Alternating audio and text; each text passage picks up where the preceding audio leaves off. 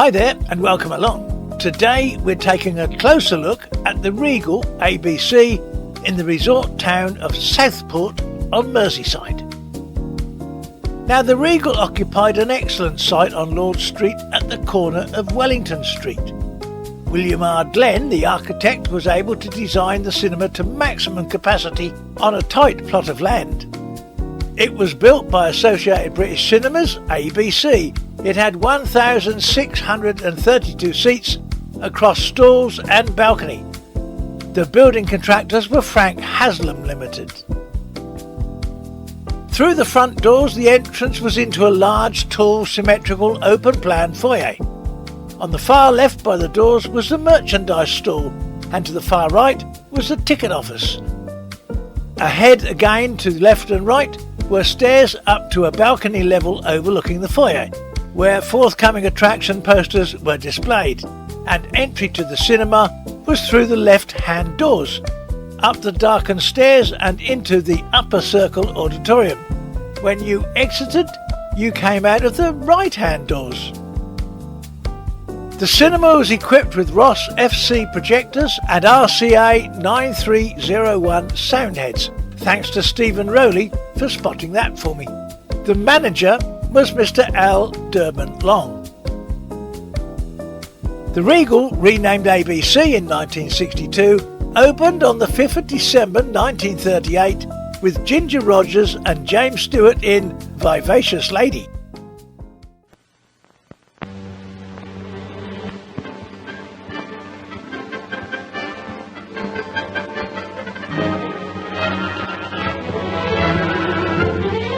This is Old Sharon. It's a university town. Everything in it is purely academic, even romance. Into this dignified, proper atmosphere, Professor Peter Morgan, son of the university's president, dares to bring a woman who has been horror of horrors, a nightclub entertainer. If you should go into that little French cafe where we tried to get some scrambled eggs and we didn't know what to say until the waiter told us that he came from Iowa, and we ate 3 orders then and there, and to this very day scrambled eggs will remind you of me. Francie is her name, and she has just become Mrs. Peter Morgan. Well, it took a day to happen, but I'm in love with you for always. Now, Papa Morgan doesn't know his boy's a bridegroom, and besides, he has his own ideas of a wife for his son. Who's that? That's Helen, just the girl he's engaged to. Well, he's a bigamist. Isn't that the girl you spoke to me about on the phone? Yes, that's the girl, but that's before she's a nice girl, Dad. You are 26 years of age, Peter. When you were 12, I informed you. And you still don't know one woman from another. Now, are you going to mind your own business, or must I really give you a piece of my mind? Oh, I couldn't take the last piece. I'm only going to have to hit you right back. In order to see each other, Francie becomes the first bride to learn about life as a student in her husband's biology class.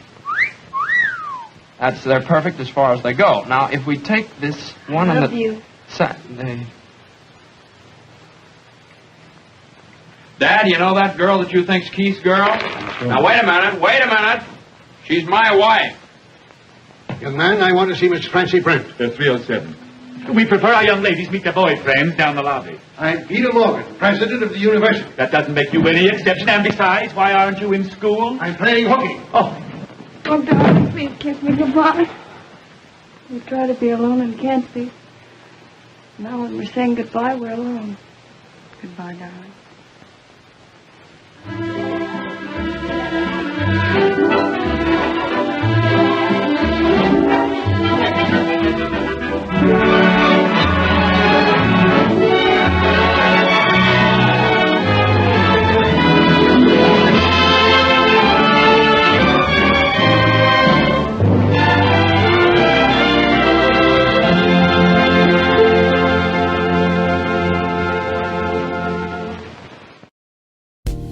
The opening ceremony was performed by the Mayor, Councillor W. Geldard, with the General Manager of ABC, Mr. A.S. Moss.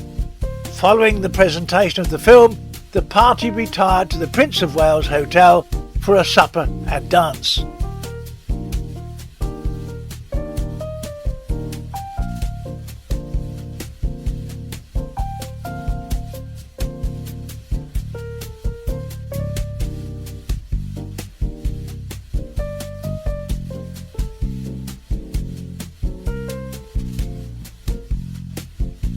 Now, general information on this theatre has been difficult to find, a bit scant in fact, but the Beatles played here in 1963 and they were supporting Helen Shapiro.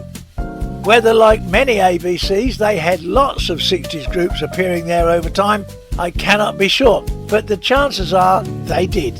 If you know for sure, comment below.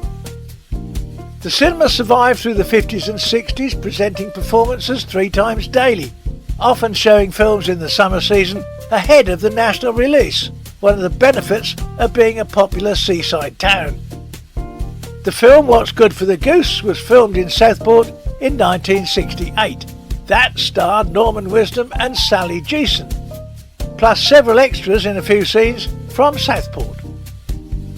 New projection equipment was installed at the end of the 1960s and the cinema was equipped for 70mm presentations. The ABC, as it was called from 1962, was still a single screen and its audiences in the 70s started to decline. All the signs were there. Performances had been reduced to once nightly. Matinees were on selected days only. In the auditorium, the chandeliers above the circle audience were left off in an economy drive that made the visit to the cinema rather depressing.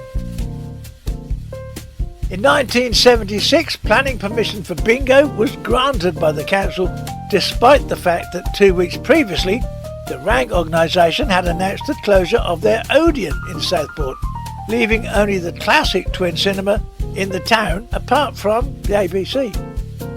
In 1979, the Odeon Southport was demolished.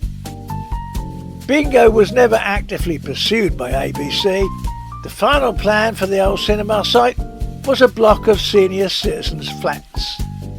Despite a Save the Cinema campaign by a Mr. Jim Reeves, no not him, and a petition with 1,000 signatures being handed into the council, they voted in favour of the planning application to demolish the cinema, replacing it with a block of flats.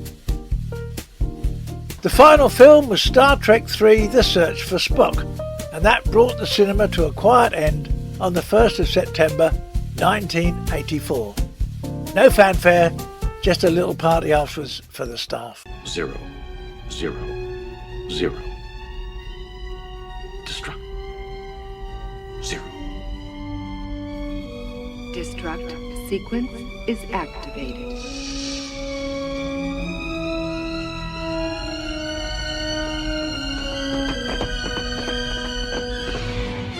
Kirk, the time runs out. All set? I see. Commander Klingon vessel. We are energizing transporter beam. Now. Transporter, stand by.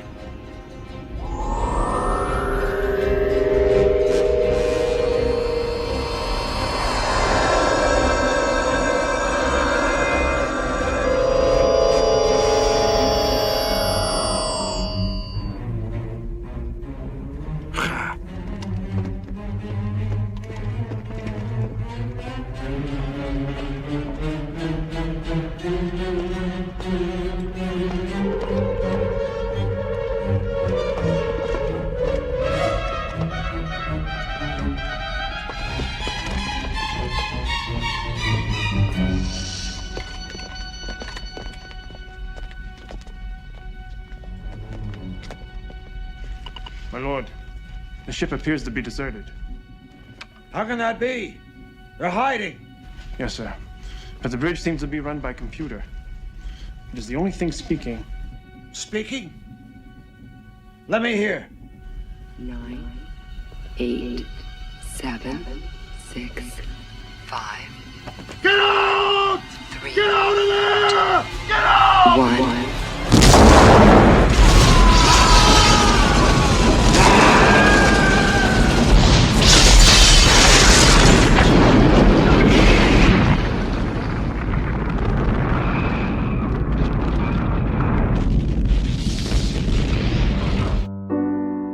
All 12 staff were made redundant apart from the manageress of just 16 weeks, Jo Partington, who took up a position at the ABC Deansgate in Manchester. Most of the staff were long-serving, especially Brian Love, who started as a 17-year-old apprentice in the 50s. In early 1987 it was reported in the Southport Visitor that a fire in the now defunct ABC was spotted by residents in nearby flats. 8 fire engines, 2 turntables and 6 pumps fought the fire.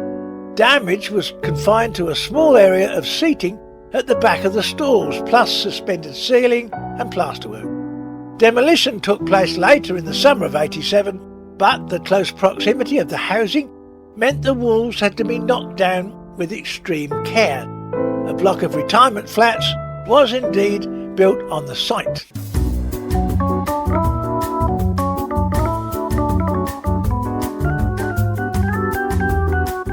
Well, that's about it for this one. What a sad and early demise for such a splendid cinema. Don't be afraid to make comments below.